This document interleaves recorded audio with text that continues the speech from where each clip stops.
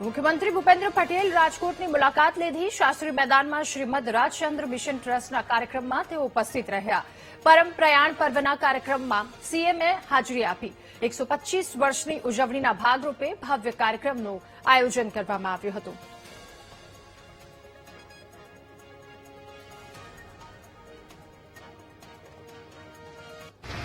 આ પ્રસંગ માત્ર સ્મરણનો નહીં પણ આત્મમંથન, સાધના અને આધ્યાત્મિક ઉન્નતિ માટેનો એક અવસર છે।